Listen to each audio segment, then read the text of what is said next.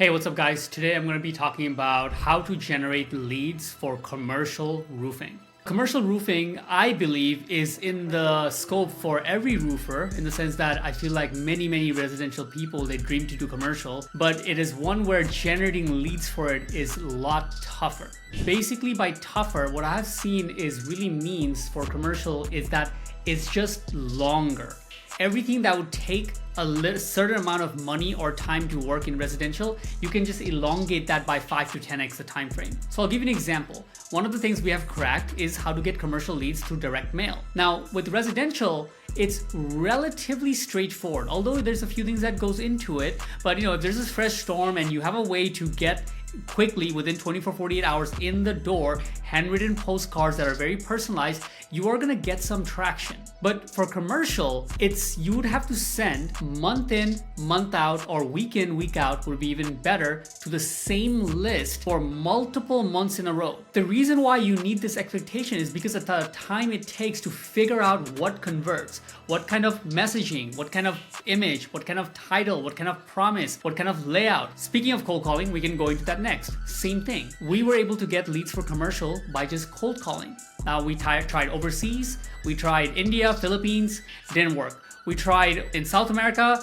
it gave a hope that it could work. In the end, we had to get people US based. Whereas for residential insurance markets, you can set appointments all day with really people from any country. You could say what you want about telemarketing leads, the quality and the sit rate and stuff will not be the best, but you could do it. That's the point. Whereas for commercial, you need pretty high skilled people to get through the noise, to find the decision makers, and they gotta be like pretty good at hunting down and going through that process. We had to get a in-house sales team and cold calling team to be able to get that somebody would set the appointment, then somebody would follow up, email them, and have a nurturing sequence before they met the person, etc., and had to be really tight knit. In fact, to get it to really work properly, the owner of the company had to get into the cold calling process to really scope it out with the people once there's multiple people hired, and then it worked. Number 3 is relationship building. So this is basically you join industry associations, right, in your state, and basically you'd be introducing yourself, or you can get a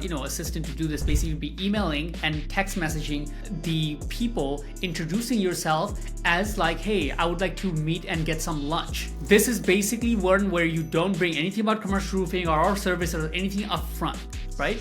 You set an appointment with the owner. Yes, if you're an owner of a company, you should be one who goes out for this, especially in the beginning. If you just did lunches with people and they had whatever, built a connection with them, we've seen twice this happen where they did absolute, they're setting 30, 40 appointments a month, and then it resulted in multiple deals happening every single month. Some of them, really big, right? 500K, 800K deals, and it started really catapulting the company forward just from this one strategy. And the reason why I signed this as one of the best strategies for commercial roofing right now is because cold calling, we run out, right? If you're doing one state, you can run out of all the commercial buildings relatively quickly with a cold calling team. That's why you need multiple channels figured out. Direct mail, right? You can mail out your list in a while, and then you see diminishing returns by doing it every week. Properly do cold calling, get past the laws, have a really good script and system, get connect rate, build a lot of agents. You can do hundreds of appointments every single week if you have enough agents in the same market. Commercial, that's not the case. You'll just run out of the number of buildings. That's why it's hard. But for relationship building, for some reason we've seen you can get pretty high up in the number of volume. Last but not least, we have SEO. So traditionally, SEO is not something you'd think for commercial roofing, because generally the commercial roofing terms have such little volume that most places it doesn't make sense. However, there's one place we've found out that we have now done several commercial roofing campaigns in that work very well. Unfortunately, it does not apply to most people. It's only to people that are located in the big cities, right? Cities that have over 200, 300,000 population, meaning you are actually located in that city, right? You have to have your business, Google My Business profile in that city.